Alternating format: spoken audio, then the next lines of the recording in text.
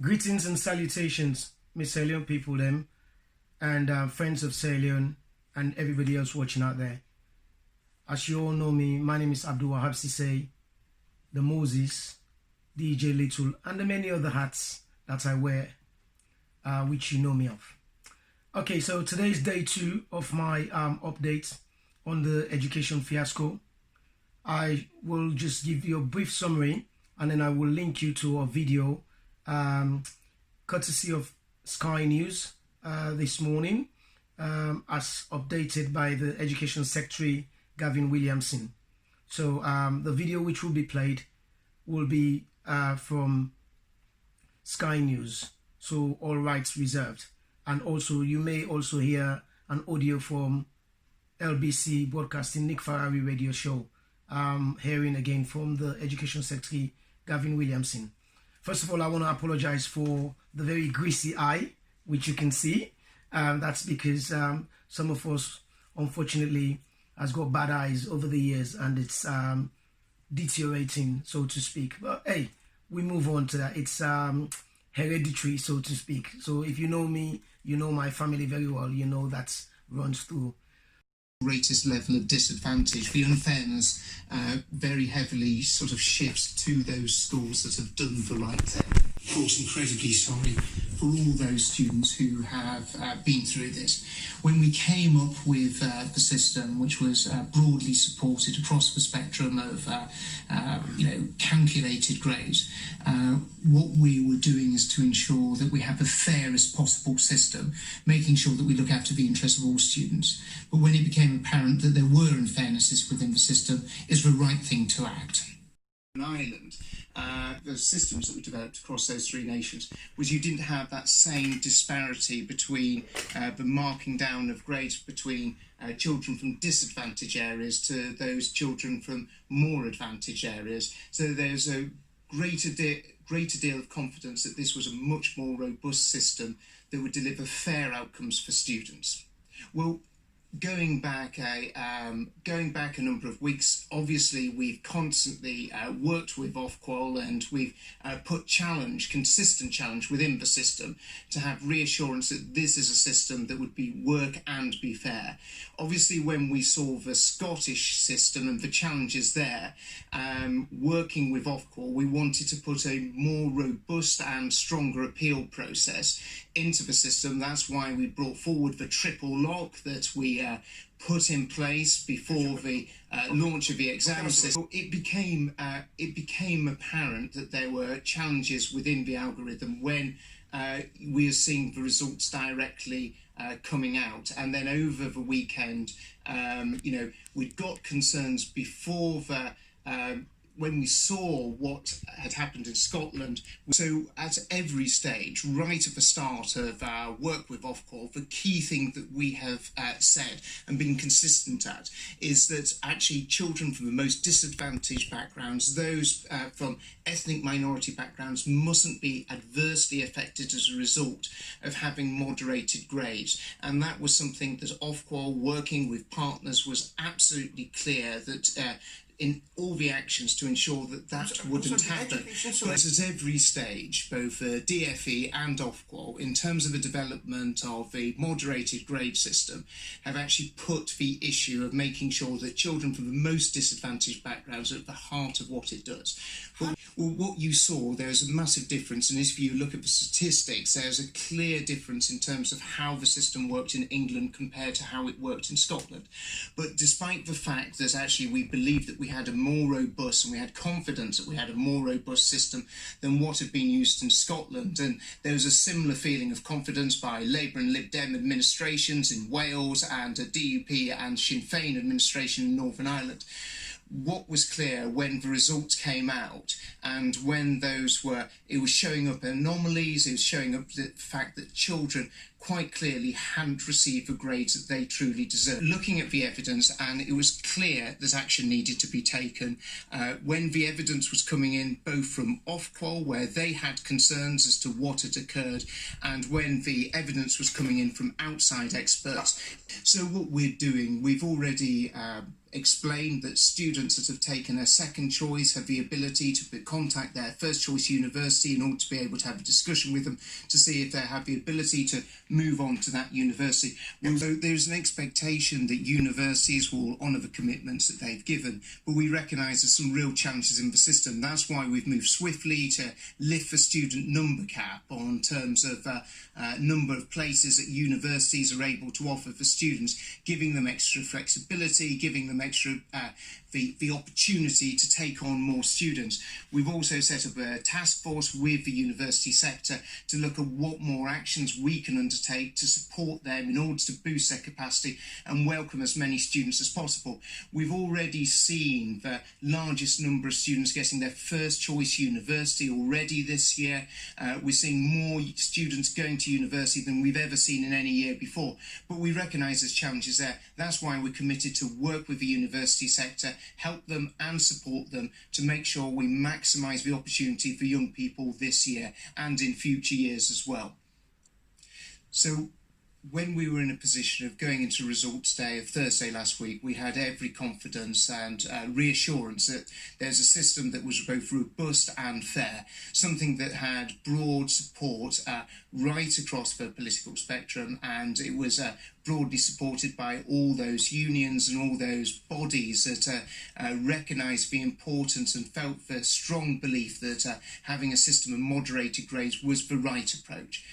But when it became clear that there were anomalies that weren't going to be able to dealt with by an appeal system, no matter how robust and how extensive that was, we had to take further action. The issue for me is got to always be about fairness, and every reassurance that we had was that this was a system that delivered the maximum amount of fairness, both for youngsters and also ensuring the integrity and the value of the grading system.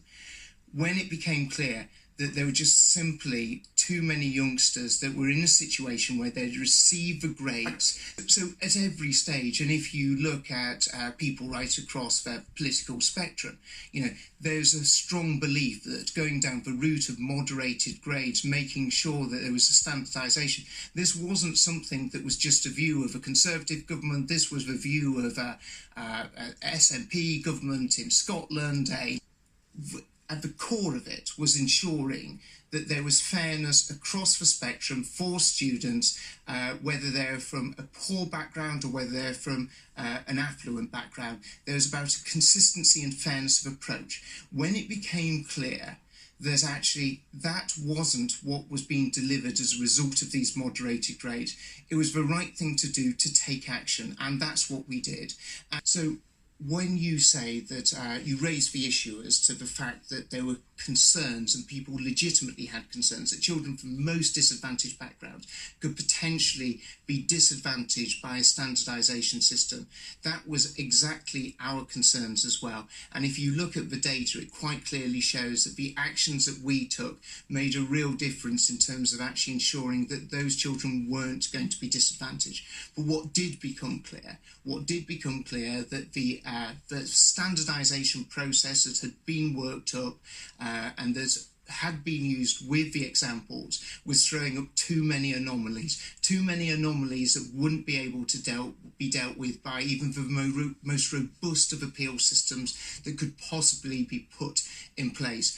When that was clear, we took action and we moved to the fact that there would be teacher-assessed grades or the calculated grades, whichever is highest. And of course, as I said yesterday, I'm incredibly sorry for the fact that this has caused distress. But the right thing to do was, when it was clear that the system wasn't delivering what we believed that and been assured that it would do, and the fairness that we all expect it to deliver and we all had confidence and belief that it would deliver, then further action had to be taken. That's what I did.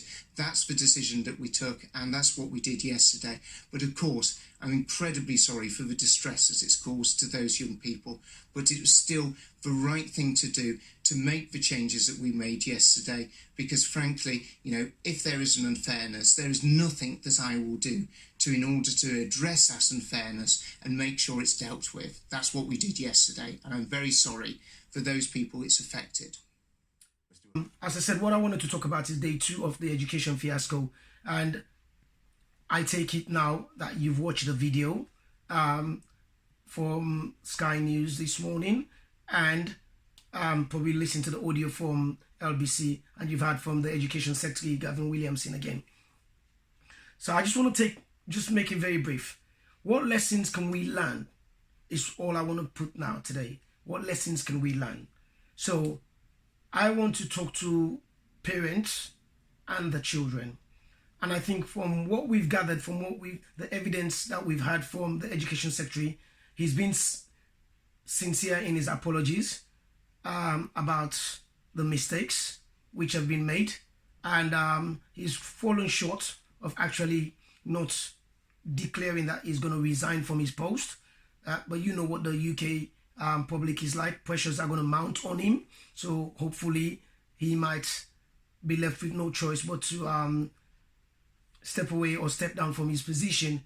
And that all will depend on the Prime Minister, Boris Johnson. But for now, as we've heard, Downing Street has got all the confidence in the Education Secretary, Gavin Williamson.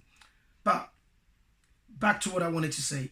What lessons has to be learned as parents, as students? I think one of the first thing here is about being consistent in your work.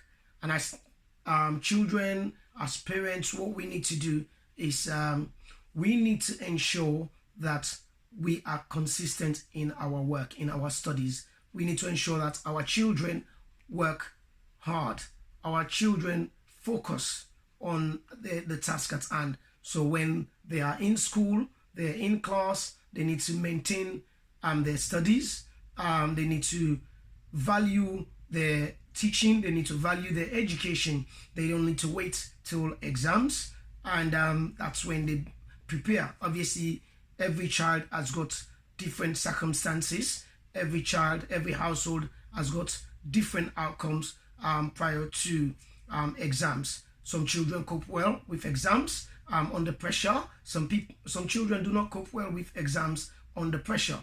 But if you've been consistent in your work since, let's say, primary school, going into secondary school from year 7, and that sort of builds a very good profile and a good reputation for you, because you don't know what lies around the corner. The coronavirus has changed the face of the world, the globe, so to speak. So children need to perform very, very well.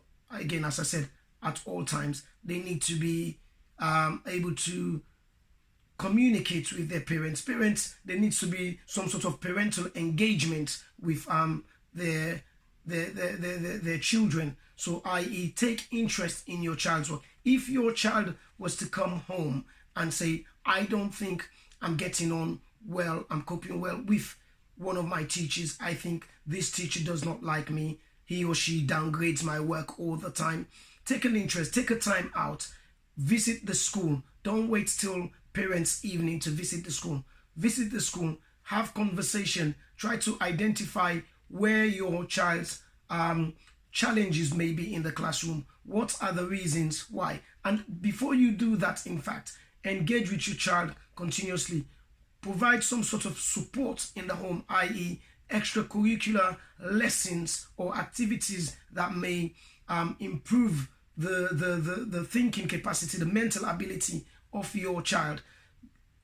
Support them, allow them to develop their social skills, which may also reflect on their academic work in school. Because sometimes, as we say, if you say all work and no play makes Jack a dull boy, again, all play and no work makes Jack a stupid boy, so to speak. So you need, as parents, have that parental engagement with your child.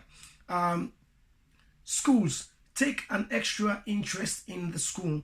Sometimes there's nothing wrong with pre-visiting the school. In these days of social media technology, you can send an email to your child's teacher, your child's school, asking about how is my child performing? How is my child getting along? Are there any limitations that may need extra support? So those are one of the key lessons that we need to take home from what we've had from Gavin Williamson, the Education Secretary.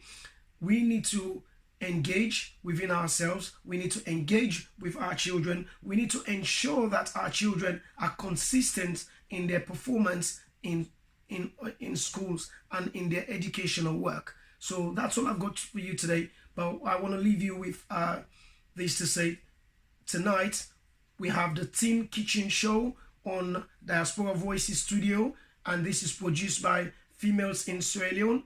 Please, please, please, whatever you do, join us tonight from 8 p.m. where you can watch the program live on Diaspora Voices SL Facebook, on our Facebook page. And also visit our Facebook page, like and follow, and also share to all your networks. And all the programs are usually lifted up and also put onto our YouTube channel, which is Diaspora Voices SL. So I do encourage you to visit our YouTube channel as well and subscribe and share. Thank you very much. My name is Abdul Seisay, DJ Little, the Mozis, and the many other hats that I wear. So thank you so much, and God bless you. Have a blessed day. Peace.